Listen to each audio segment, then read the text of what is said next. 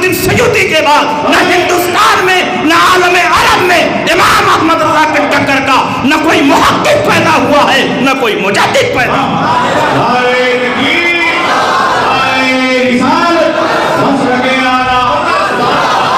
علامہ جلال الدین سیوطی نے 1000 سے زیادہ کتابیں تصنیف فرمائی ہندوستان میں، اور ہندوستان کے باہر جتنے محققین اور مجددین پیدا ہوئے آپ ان کی تحقیقات اور تصنیفات کا جائزہ لیں۔ علامہ یوسف نبہانی نے بھی 700 کے اندر کتابیں لکھی، 600 کے اوپر کوئی نہیں پہنچا، 300-350 تک ان کی کتابیں سمٹ گئی، لیکن بریلی کی دھرتی پر ایک ایسا مجدد پیدا ہوا جس نے 1000 سے زیادہ کتابیں تصنیف فرمائی، اور بعض کتابیں ایسی محققانہ ہے کہ اگر ساری دنیا کے علماء جمع ہو کر کے اس کتاب کی نظیر اور مثال تیار کرنا چاہیں تو خدا کی قسم وہ عاجز رہ جائیں گے، امام احمد رضا کی کتاب کی نظیر نہیں تیار کر سکتے۔ اور اللہ نے امام احمد رضا کو ایسا تحقیقی مجاز دیا، ایسا تحقیقی مجاز دیا کہ جہاں بڑے بڑے علماء متحیر ہو جاتے، امام احمد رضا 2 منٹ میں فیصلہ کرتے ہوئے نظر آتے۔ اگر اس کی مثالیں ہم پیش کریں تو رات ختم ہو جائے گی، بات نہیں ختم ہوگی، لیکن میرا ٹائم 1 ہی گھنٹہ ہے۔ علامہ علاء الدین حسکفی نے در مختار میں ایک مسئلہ لکھا ہے، تھوک سے بعض تحریروں کو مٹانا جائز ہے لیکن اللہ کے نام کو تھوک سے مٹانا ناجائز ہے، اور اسی کے نیچے یہ حدیث نقل فرمائی، القرآن احب الی اللہ من السماوات والارض ومن فیہن، قرآن اللہ کے نزدیک آسمانوں اور زمین اور جو بھی آسمان و زمین میں ہے سب سے زیادہ محبوب ہے۔ اس حدیث کو نقل کرنے کے بعد انہوں نے اشارہ فرمایا کہ قرآنی آیات کو بھی تھوک سے مٹانا ناجائز و حرام۔ اس حدیث کو نقل کرنے کے بعد انہوں نے اپنا مسئلہ تو ثابت کر دیا، لیکن اسی حدیث کی روشنی میں زبردست اختلاف پیدا ہو گیا کہ جب قرآن اللہ کے نزدیک آسمانوں اور زمین اور جو بھی آسمان و زمین میں ہیں سب سے زیادہ محبوب ہے تو قرآن افضل ہے کہ رسول اللہ افضل ہے۔ یہ مسئلہ پیدا ہوا، بڑے بڑے علماء نے غور و فکر کی لیکن نتیجے تک نہ پہنچ سکے۔ بعض علماء نے کہا قرآن افضل، بعض علماء نے کہا رسول اللہ افضل۔ علامہ شامی رحمت اللہ علیہ نے جب اس مقام پر حاشیہ تحریر فرمایا تو آپ نے لکھا کہ حدیث سے یہی ظاہر ہو رہا ہے کہ قرآن افضل ہے، لیکن مسئلہ اختلافی ہے، الاحوط الوقف، احتیاط اس میں ہے کہ توقف کیا جائے۔ نہ میں یہ کہوں گا کہ رسول اللہ افضل، نہ یہ کہوں گا کہ قرآن افضل، بلکہ میرا مسلک سکوت ہے، میں اس مسئلے میں کچھ نہیں بولوں گا۔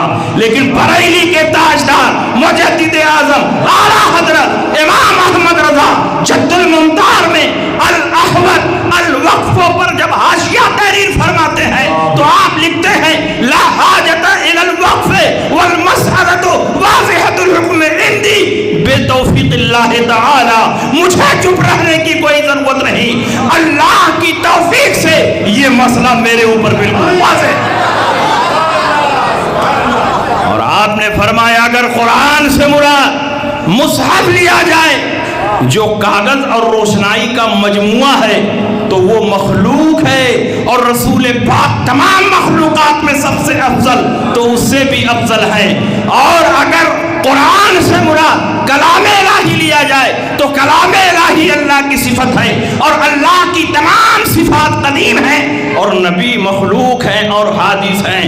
کوئی بھی مخلوق اور کوئی بھی حادث کسی صفت قدیمہ کے برابر بھی نہیں ہو سکتا تو اس سے افضل کیسے ہو سکتا ہے؟ یہاں علماء کے کلام میں کوئی اختلاف نہیں، جنہوں نے کہا قرآن افضل ان کی مراد مصحف ہے، اور جنہوں نے کہا کہ رسول اللہ افضل ان کی مراد قرآن سے کلام الہی ہے۔ اس لیے علماء کے کلام میں نہ کوئی تعارض ہے نہ ٹکراؤ۔ یہ اعلیٰ حضرت امام احمد رضا کی قابلیت کی دلیل ہے۔ اس قسم کی ہم مثالیں بیان کریں تو کثیر مثالیں، اور اعلیٰ حضرت امام احمد رضا نے بعض کتابیں چند گھنٹوں میں تحریر فرما دی۔ جب اعلیٰ حضرت امام احمد رضا دوسری مرتبہ زیارت حرمین طیبین کے لیے تشریف لے گئے 1223 ہجری میں، وہاں وہابیوں کی طرف سے شریف مکہ کے دربار میں 5 سوالات پیش کیے گئے۔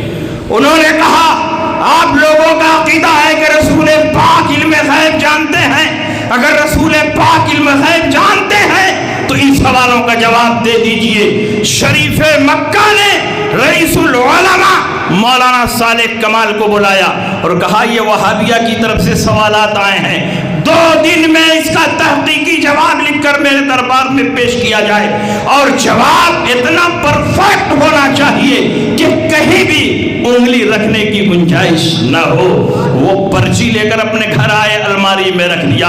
اعلیٰ حضرت امام احمد رضا کا مکے کی سرزمین پر پہنچنا یہ اللہ کی رحمت ہی ہے کہ امام احمد رضا کے کانوں تک بات پہنچی کہ وہابیہ نے نبی کے علم غیب پر سوالیہ نشان کھڑا کیا ہے۔ امام احمد رضا کی غیرت کیسے گوارا کر سکتی ہے کہ نبی کے علم کو چیلنج کیا جائے، احمد رضا مکے میں موجود ہو اور احمد رضا اس کا جواب نہ دے۔ امام احمد رضا مولانا صالح کمال کے گھر گئے، میلاد کی محفل سجی ہوئی تھی، علماء مکہ نے کھڑے ہو کر اعلیٰ حضرت کا استقبال کیا۔ مولانا صالح کمال نے کہا حضور آپ تشریف لا ہی چکے ہیں تو تھوڑی دیر بیان فرما دیں تاکہ میلاد اختتام کو پہنچ جائے۔ اعلیٰ حضرت امام احمد رضا کھڑے ہوئے، عربی زبان میں 2 گھنٹہ کتاب و سنت کی روشنی میں علم غیب مصطفیٰ پر ایسی شاندار تقریر فرماتے ہیں کہ علماء مکہ جھوم رہے ہیں۔ مولانا صالح کمال کے چہرے پر مسرت و شادمانی کے آثار نظر آتے۔ جب تقریر ختم ہوئی تو سوال کا جواب چاہیے تھا، الماری کھولا، پرچہ نکالا، کہا حضور جو تقریر فرمائی ہے اسی کو لکھ دیجئے، جواب ہو جائے۔ کہا علم غیب مصطفیٰ پر جب احمد رضا کا قلم چلے گا تو پوری تحقیق کے ساتھ لکھا جائے گا۔ کہا حضور اتنا ٹائم نہیں ہے، 2 دن میں شریف مکہ کے دربار میں یہ کتاب پیش کرنی ہے، ٹائم بہت کم ہے، آپ کی تقریر میں تمام بحثیں آ چکی ہیں، آپ اس کو ہیدہ تحریر میں لائیں، کتاب تیار ہو جائے گی۔ اعلیٰ حضرت امام احمد رضا نے کہا 2 دن بہت ہے، چند گھنٹوں میں احمد رضا علم غیب مصطفیٰ پر ایک ایسی شاندار کتاب لکھے گا کہ صبح قیامت تک وہاں بھی اس کا جواب نہیں دے پائے۔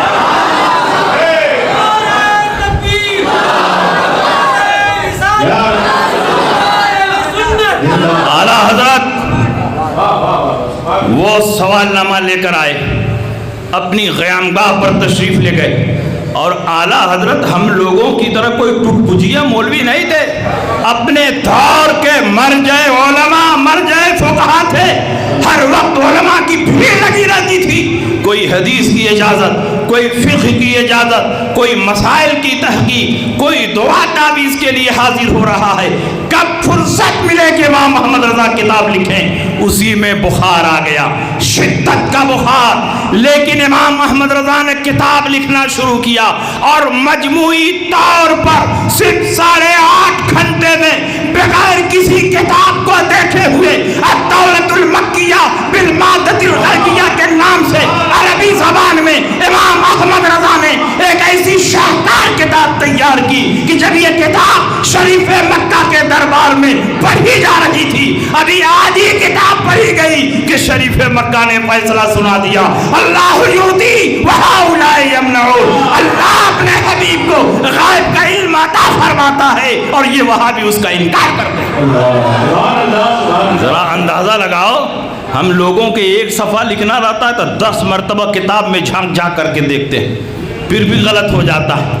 اعلیٰ حضرت نے اتنی ضخیم کتاب لکھی، نہ آپ کے سامنے قرآن ہے، نہ آپ کے سامنے حدیث ہے، نہ آپ کے سامنے تفسیر ہے، نہ آپ کے سامنے ارشادات ائمہ کرام ہیں۔ خدا داد ذہانت پر بھروسہ کر کے اعلیٰ حضرت نے بغیر کتابوں کی طرف مراجعت کیے ہوئے الدولۃ المکیہ کے نام سے جو عظیم الشان کتاب تیار کی ہے، آج تک اس کتاب کا جواب کوئی نہیں دے سکتا۔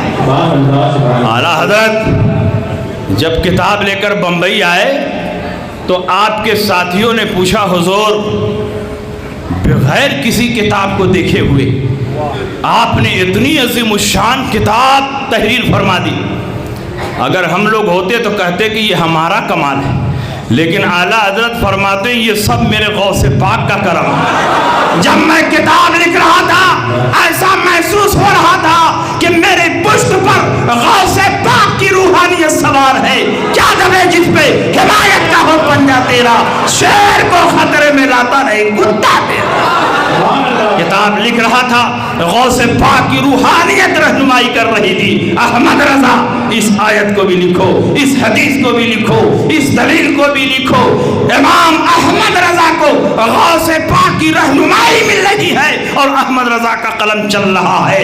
یہ الدولۃ المکیہ صرف امام احمد رضا کی کتاب نہیں، غوث پاک کی زندہ کرامت ہے۔ جس طرح نبیوں کے معجزات کا مقابلہ نہیں ہو سکتا، اسی طرح ولیوں کی کرامتوں کا بھی مقابلہ نہیں ہو سکتا۔ کل بھی یہ کتاب لاجواب تھی، آج بھی یہ کتاب لاجواب ہے اور صبح قیامت تک لاجواب رہے۔ جب اعلیٰ حضرت یہ کتاب لے کر بمبئی آئے، پانی کے جہاز سے گئے تھے، پانی کے جہاز سے واپس آئے تو آپ کا استقبال کرنے کے لیے جبل پور سے حضرت علامہ مفتی برہان الحق صاحب جبل پوری اور ان کے والد حضرت علامہ عبدالسلام جبل پوری، یہ دونوں اعلیٰ حضرت کا استقبال کرنے کے لیے بمبئی پہنچے۔ چند دن اعلیٰ حضرت کے ساتھ قیام رہا۔ اعلیٰ حضرت ایک دن باطنی کشش کی بنیاد پر فرماتے ہیں برہان میاں تیار ہو جاؤ، باندرا چلنا ہے، باندرا میں ایک مجذوب صاحب ہیں ان سے ملاقات کرنی ہے۔ اعلیٰ حضرت ولی تھے اور صرف ولی نہیں تھے، اپنے زمانے کے ولیوں کے سردار تھے۔ اور یہ میں نہیں کہتا، مجدد الفسانی اپنے مکتوبات کے دفتر دوم میں لکھتے ہیں جو مجدد ہوتا ہے وہ اپنے زمانے کے ولیوں کا سردار۔ اور امام احمد رضا ایسے مجدد نہیں تھے کہ جن کو ان کے چمچوں نے مجدد بنا دیا، جن کو مبلغین نے مجدد بنا دیا ہو۔ امام احمد رضا ایسے مجدد ہیں کہ ان کے تجدیدی کارناموں کو دیکھنے کے بعد بعض علماء مکہ نے کہا واللہ یقول والحق وقول لو قیل فیہ انہو مجدد هذا القرن لکان حقا وصدقا، خدا کی قسم میں سچ کہتا ہوں اگر ان کے بارے میں یہ اعلان کر دیا جائے کہ یہ اس صدی کے مجدد ہیں تو یہ بات 100% صحیح۔ اعلیٰ حضرت نے فرمایا برہان میاں چلو، باندرا چلنا ہے، باندرا کے مجذوب صاحب سے ملاقات کرنی ہے۔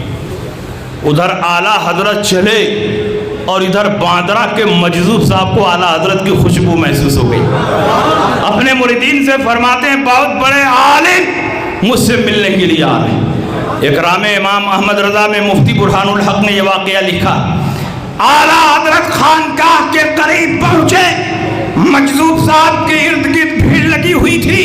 اعلیٰ حضرت کی خوشبو پہچانتے ہوئے مجذوب صاحب نے کہا عالم صاحب خانقاہ میں آ چکے ہیں، چلو ان کا استقبال کرتے ہیں۔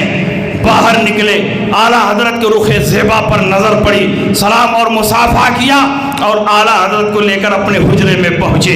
اعلیٰ حضرت بیٹھے ہیں، مجذوب صاحب بیٹھے ہیں، مفتی برہان الحق بیٹھے ہیں، مفتی عبدالسلام عید الاسلام بیٹھے ہیں، بڑے بڑے علماء فقہا بیٹھے ہیں، مریدین معتقدین بیٹھے ہیں۔ مجذوب صاحب کی عادت تھی، ان کی خانقاہ میں 3 چیز ہمیشہ تیار رہتی تھی، چائے، کافی، قہوہ۔ اور جب علماء پہنچتے تھے تو غور سے چہرے کو دیکھتے اور خود متعین فرماتے ان کو چائے پلاؤ، ان کو کافی پلاؤ، ان کو قہوہ پلاؤ۔ لیکن جب اعلیٰ حضرت پہنچے تو فرماتے ہیں بتائیے کیا پینا پسند کریں گے؟ آپ کے لیے چائے بھی حاضر ہے، آپ کے لیے کافی بھی حاضر ہے، آپ کے لیے قہوہ بھی حاضر ہے۔ اعلیٰ حضرت بزرگوں کی بارگاہ کے ادب شناس ہے، फरमाते हैं मजदूर साहब ने तीनों का नाम लिया है, मुझे तीनों में बरकत नजर आ रही है। चाय भी पसंद है, कॉफी भी पसंद है, कहवा भी पसंद है। एक ही प्याली में चाय डाली गई, कॉफी डाली गई, कहवा डाला गया, आला हजरत ने उसे पी लिया। फिर उसके बाद गुफ्तगू शुरू हुई, देर तक गुफ्तगू होती रही। मुफ्ती बुरहानुल हक का बयान है, खुदा की कसम बार बार कोशिश की कि जरा ये समझ जाऊं कि जबान में बात हो रही है, किस टॉपिक पे बात हो रही है, किस मौजू पे बात हो रही है। एक लफ्ज मुझे समझ में नहीं आया। ये गुफ्तगू उर्दू में नहीं हो रही थी, उर्दू में समझता हूँ, अरबी में नहीं हो रही थी, अरबी में जानता हूँ, फारसी में नहीं हो रही थी, फारसी में पढ़ा हूँ, हिंदी में नहीं हो रही थी, हिंदी में जानता हूँ। अल्लाह बेहतर जानता है कि दोनों वलियों में किस जबान में बात हो रही है, किस टॉपिक पे बात हो रही है, किस मौजू पे बात हो रही है।